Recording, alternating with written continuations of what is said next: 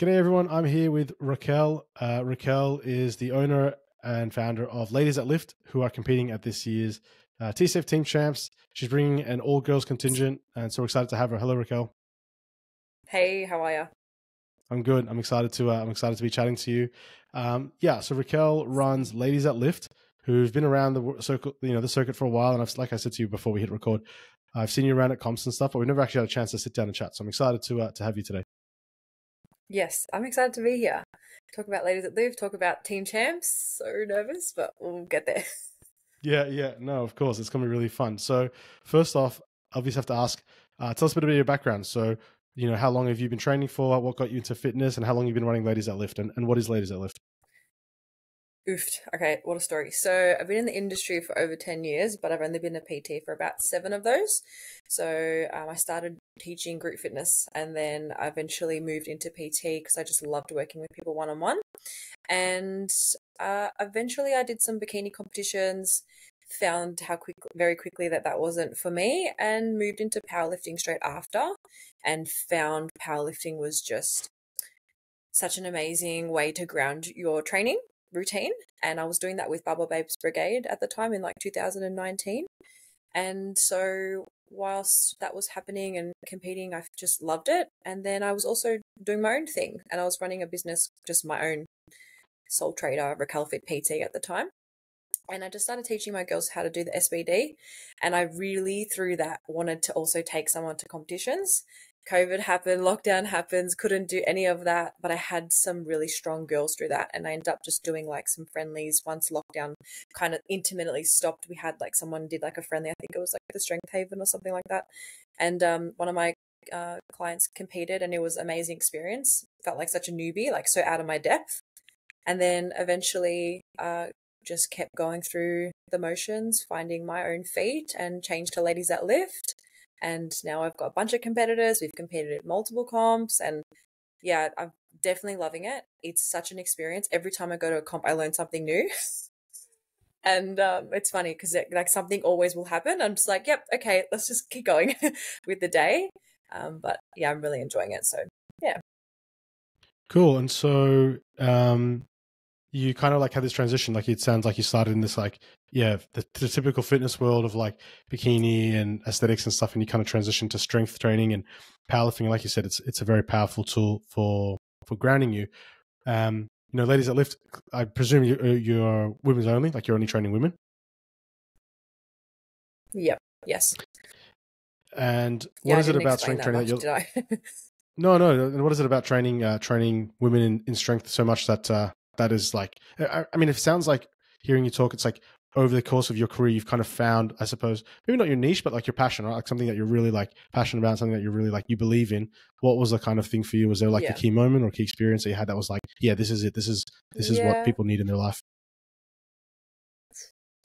I think my mum was always in the group fitness world, and just seeing her on stage and just like doing her group fitness stuff, whatever it was, whether it was Zumba or it was a body pump class or something like that, everyone in the class was just loving it. They were sweating, they were working hard, they loved her. And I thought, like, what better way to be in the industry than do something A, that you love, and B, that people are getting something positive out of you from. And so I thought, I really want to do something like that too. And then just noticing at the time, like over 10 years ago, I started in the gym when I was 15. Like I was just in the classes doing stuff, and I didn't see a lot of like young women around me in sports. And at school, like a lot of girls weren't interested in sport, and I really loved it. I wanted to run, I wanted to play football, I wanted to be in the basketball team. Like I didn't have all these skills, but I just wanted to play. And it wasn't really like I was at a private girls' school, so it wasn't really something all the private girls wanted to do, and maybe they felt confident. Anyway, so I just like found that for me, this was something that I wanted to encourage other girls to do, and realize that this was so healthy for you to do. And it just molded into just wanting to work with females just out of that, just wanting to build their confidence, wanting to empower them through lifting. Because lifting for me has just always been something that A, makes you healthy. It's really good for your mindset. It makes you resilient. And yeah, just coming back to something that it's healthy for you, not just, going out on the weekends and getting drunk, or that wasn't my thing. So, Yeah. And I think also it's like very powerful. Like I'm obviously well, not obviously, but I'm very passionate also about women in sports, women in the gym. And, at TSF, we're proud to say that we have a 50-50 split men and women membership. I think it's actually honestly more women at the moment. That's cool. So I think it's really important. Yeah, I think it's really important that, women are being shown that they can lift heavy weights and it's good for you. And, you can focus, you can go to the gym for reasons that are not just weight loss. Like there are actually other things you can achieve and have benefit from. And I guess the reason I'm asking you this is because I said this to a few podcasts ago with Beck, who was a female coach, one of few, and you're one of few that we have in our comp, but also because you obviously said that you'd started as Raquel Fit PT and you've transitioned to Ladies That Lift, which to me seems like a really clear transition to go from just general personal training to like, one, ladies specifically, and two, ladies that are lifting. So it's not just personal training, it's like lifting specific stuff. So it's clear to me that you've like had a transition in your career trajectory, I suppose. Well, I guess I was also seeing in the gym that I was working at, like girls were becoming more savvy. Girls wanted to lift heavier. Girls wanted to understand how to move better. They weren't interested in just being a runner, going on the treadmill, hiding away. They didn't want to do that. It was just coming from a place of fear because they were scared of doing those movements and looking stupid or messing it up. And, we see the memes on TikTok, when you try a new machine and you don't know what you're doing, like we experience the same thing. But I think like having someone who's approachable in the industry, who's going to give you a no bullshit approach and just try to help you out through your own journey. Like that's what I wanted to be. Just be that person for the women in my area. So. Hell yeah. Love that. Speaking of area, what is your area? Whereabouts are you training people? Like, are you mainly online or mainly in person? I do both face-to-face and online. We do have 95% of our clients are face-to-face and we have like a 5% who are online. We do prefer face-to-face, but we are in South Morang. South Morang. Okay. And you say we, is there another person that's working with you? Yes. Her name's Kiara. So she's employed by me and she's a freaking weapon. Awesome, dude! Congrats. That's actually freaking sick. Thank you. I see a Kiara on your list, so I imagine that's the same person. Let's move on and go into your team. So you've mentioned Kiara, and I see your name in the list as well. So talk me through first through why you wanted to get involved in the team. Was it me that invited you, or did you reach out to me? I can't remember what happened. And I can see that you're excited. You told me that you're excited, but talk me through what it was like wanting to sign up. We are so out of our depth. The girls came off like a high competing last year. We had probably, I think, 5 or 6 competitors on our powerlifting, which is the most amount of girls we've had powerlifting in a year. So all of us were on a high. We had 6 girls. Awesome. In the year, not including myself. And so, yeah, they were just excited about Team Champs. They saw it posted and I was like, yeah, okay, like let's have a look at it. Then we found out it was fully booked and I was like, oh, guys, we can't. And then we booked in for a comp and then we found out that there was like I think you messaged me saying, hey, there's a spot free. And I was like, okay, stuff the other comp we're doing the Team Champs. Hell yeah, I love that. And so who are the 4 girls you've got lifting at our comp? So I've got myself, I've got Kiara, I've got Jess and Olivia. Cool. Talk us through each one of them. Who are they? What are their weight classes? What's their backgrounds? And yeah, let's go through them one by one. Kiara's in the 60 kilo weight class, I believe. I'm in the 67.5. Jess is in the 100 plus, and Olivia's also in the 100. Okay, and I'm going to bug you for more detail. So, Kiara obviously works for you.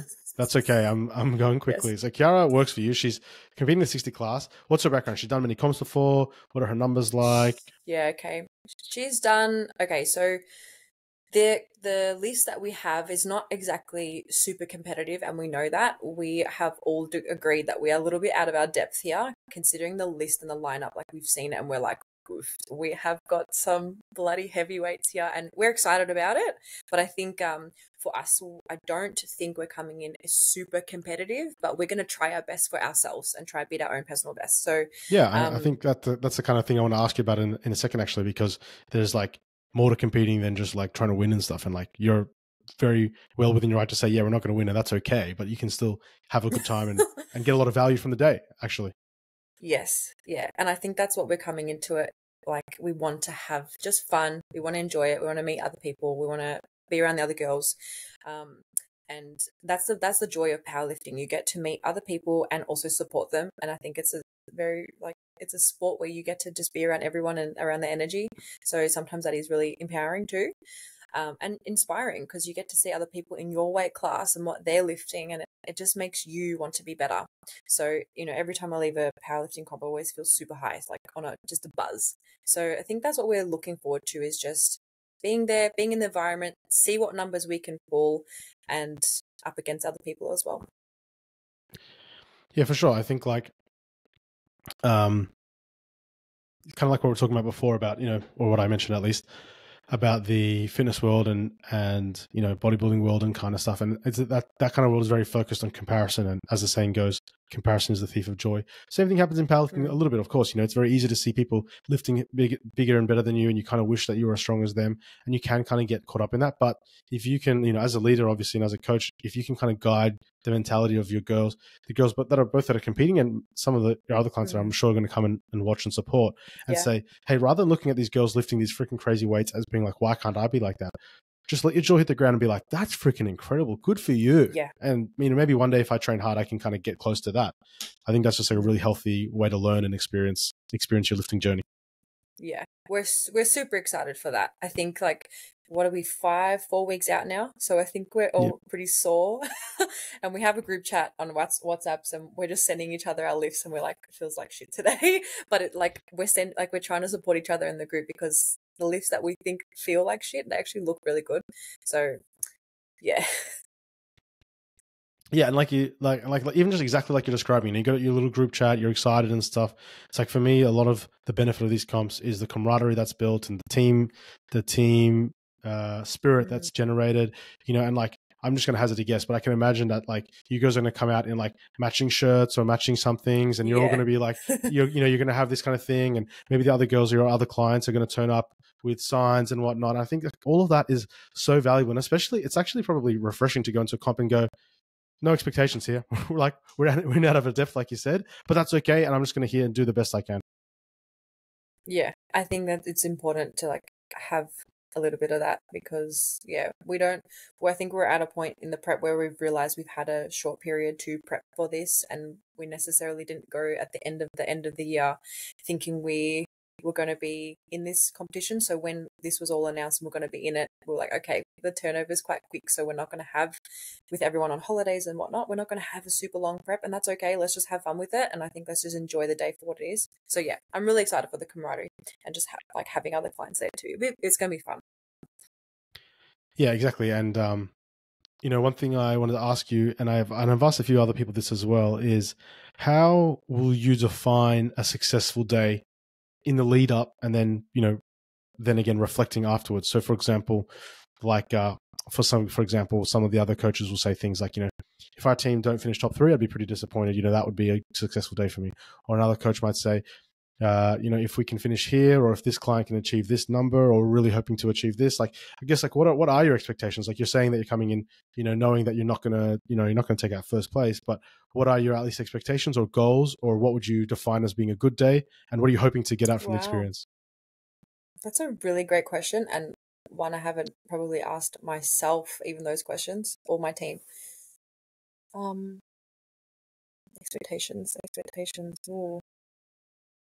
And I guess it can be both tangible and intangible, right? It can be practical things, okay, I'd love for us to at least come this position. That's obviously a really measurable thing, but it might be even intangible things a certain sense, a certain feeling, or a certain sense, or whatever it might be. I don't know. Just kind of spitballing now.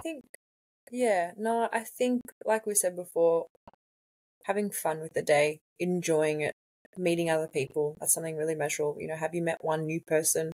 I think one of our expectations for one of our clients is for her to hit her 200-kilo deadlift. So that is probably awesome. one of, yeah. She's so badass. I love it. So I think that's probably one of the big data ones on the numbers. But in terms of feelings, I think just enjoy it. I don't want any expectations to be that I wish I became first, because that's not what, I'm not going in with that intention, and I don't want the girls to go in that with intention either, because there are some really strong, badass women in this, and I just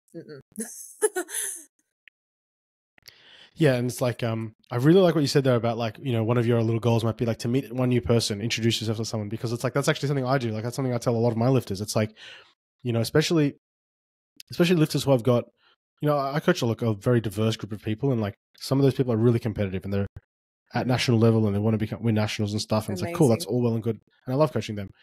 But for as many people like that, I coach people that are like recreational, you know, like they train 2 or 3 days a week and they like competing because it's fun. And, you know, they'll come to me and so stressed, you know, and say, oh, I really wish I could hit this number. I'm like, and I say to them, but is that really your value? Like you just made that up. Like if it was truly your value, you'd be training 4 days a week. You just invented this thing that you're supposed to be hitting these certain numbers. But like you're actually a really, you know, sociable person, for example, and this is just a recreation for you. So how about you set some goals that are in line with that, like making a new friend, or, you know, like even things that are more in your control, like, okay, going 8 out of 9 a minimum. It's like, that's in your control. You can actually hit your lifts. Like you can't control what other people are going to do. And I wish you could be deadlifting 250 kilos, but you can't. So that's fine. Like you don't need to be upset about it. Let's just go for your goals. Yeah, I love that. No bullshit. No, I think that's important. But yeah, keeping it realistic. Yeah, go on. No, I love what you said. I think that's super important with your clients. Like if they are like comparing themselves to somebody else and their numbers rather than actually what is realistic for them. Like I think that's where all that dialogue comes from. Like they're wanting to be somewhere where they're not realistically at the moment going to get. So I think like those conversations are super important with our clients and who are competing. But I like what you said as well about the dots. I haven't actually thought about that either. I think we've just all been trying to tick over in our training program that we've really not set any, like I said, database goals. So yeah, that might be something that we look at as well for the day. Yeah, cool. One of my things is, you know, when you get new people into the space or into training, like really, really new people, like literally like squatting the empty bar, if that, and they just, it's like you kind of like they're interested and they're enthusiastic, and you're looking at them and you're like, you have no idea what you're about to get yourself into. Like, you know, powerlifting is this huge, huge thing every day, and you're this little right, and you're this little tadpole at the start of your journey, and it's super exciting. And you know, they don't know who any of the people are. They don't know what the standards are. They're just really like ignorant, not in a bad word, like, but they're in a genuine, like that's just, they just don't know. And so, but I think that might be just due to the powerlifting space. Like it is so for, I think Australia in general, it's just really not marketed, advertised very well. It's very much about like who you know in the industry, who's doing it. Like everyone knows about bodybuilding. You ask someone about bodybuilding and everyone can tell you about CBum.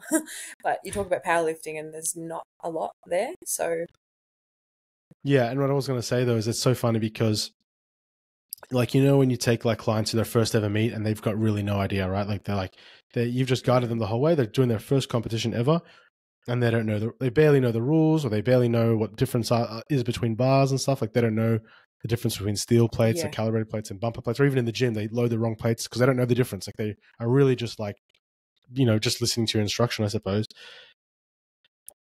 I think one of the best ways to learn or to teach these new people about lifting and stuff is just throwing them straight into the deep end. I feel like that's what you're doing. Like a lot of you girls are going to turn up to this comp and be like straight in the deep end, but they're going to look around and see, because there's going to be some freaking good quality talent, like some really, really good lifters on the day, like you said. And instead of it looking at as being like, wow, these people are so unattainable, it's like, no, they were once you. Like they were once doing their first comp or second comp or third comp, and now they're, you know, these powerhouses. And it's just like, you know, it's like bridging that gap, you know, between like who might be like a little bit less experienced versus like these really talented lifters that are out there. Yeah, like you said, comparison is a thief of all joy. Can't compare your chapter 1 to somebody else's chapter 12, 30, whatever it is. So, and I think for us too, like we forget what it's like to be a beginner. Like we can give our wisdoms, but those feelings, like when you're first trying something new, can feel so awkward and feel so uncomfortable. But that's where like the learning development is being uncomfortable most of the time. And I think with powerlifting, like what you're saying, there's so many different elements of powerlifting to understand when it comes to the referees, like what they're looking for, and like the positions of the bar, what's going to be comfortable for you, listening to the calls, you know, everything, the white dots, the red dots, what do they mean? You know, I think when you have a new client like at a comp, it's really important that they come and watch, like they watch at least one before they compete, so they can get a sense of, okay, like this is the intensity, this is what it's like, and this is like the caliber that is also here. And it's not always going to be amazing on everyone's talent end and where they're at, but also the skill level. Like it's really good to observe everyone because everyone's different in a comp. Yeah, and it's like I often like dragging people to comps. Like it's like, okay, cool, we've got some clients competing this. Yeah, it's like we've got some clients competing this weekend. Come and watch the comp. It'll be really fun. And they come and they're like, it's like a kid walking into a candy store a little bit. They're like, whoa, what is this place? Like, this is like, because it can be overwhelming, right? Like meets can be really overwhelming. Well, especially at TSF when they've got this mad music. Like, I love it. I love coming down to your gym. So I'm like, fuck, this music every time pops off. Like, I'm happy. Okay, cool. Yeah, I'm shazamming like every second song. I'm like, yep. I'm glad because we're going to have the music pumping for Team Champs. I can't you guys are in, fucking wait. I'm glad. Like, you guys are in the Challengers bracket. That's going to be on day 1. That's going to be on the Saturday. Now, I know you guys and yourself aren't so focused on, what other people are doing, but I wanted to ask, looking at the different weight classes that you girls are in, are there any of your girls that you might think has a chance to get on the podium and score yourself a medal and score yourself some good points, or are you truly just locked in on your own kind of path at the moment? No, I think Jess in the 100 plus category. I was just gonna try and pull it up on Lifting Cast. I think she's definitely got at least a place. I think I don't think I'm not sure, but I know for Jess 100%. I can just feel something around her is going to happen. Is she the girl that you're looking to deadlift 100 kilos? The 200. 200 kilos, sorry. Yeah.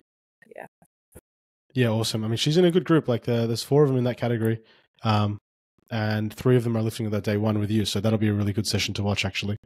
Like I said, you're in the Challengers bracket. Have you had a chance to look at some of the other teams and kind of like suss out who you think is going to be a team to watch for? Is there someone that you're particularly excited to see and to watch? Everyone. I'm so excited to see everyone. I think it's just going to be a lot of energy. It's going to be a lot of rah all day, especially with the competitors. So I'm really excited to be in a comp where it's going to be such a high level of intensity. I think in terms of club, the Constance, she's a freaking weapon. I've seen her lifts and I'm just like, oh my god. From what is it, the Strength Culture. But I think all around, like everyone from one of their clubs have got someone who is just amazing. Yeah, like Melbourne Strength Culture, you mean? Yeah, Melbourne Strength Culture, that's the one. Yeah. Oh, yeah. Yeah. Because Kiara's in her category, weight class. With Constance, yeah. So, yeah, that's going to be a big one. Yeah, and you're in the same class as Abby Stronell, who's in the 67 class, right? She's also from Strength Culture, and she's also a freaking whipping. Like, she's like 400 kilo plus total. Yeah. Yeah. It's going to be really fun. Like I said, we're there to have fun. Yeah, and like we were talking about before, actually, one thing that's interesting that I haven't mentioned about Strength Culture is that the Strength Culture is really interesting to me because they're a coaching group of 4 coaches, and they're 4 guy coaches. They're businesses, Jamie, Charlie, and Dids. But their team is 4 girls. They've got an all-girls contingent, which I freaking love because it's really easy to think that the teams that are the all-girls contingents are women-only spaces like yourself. But kind of like you said, girls these days are getting a little bit more privy. They understand. They want to lift weights and they want to do sports and they want to get stronger and stuff. And so that even in a space that is male-run and male-operated has an all-women's team, I just think it's freaking awesome. And like you said, I actually really think Melbourne Strength Culture are a good chance to win the whole thing. Yeah, I didn't realize that. Yeah.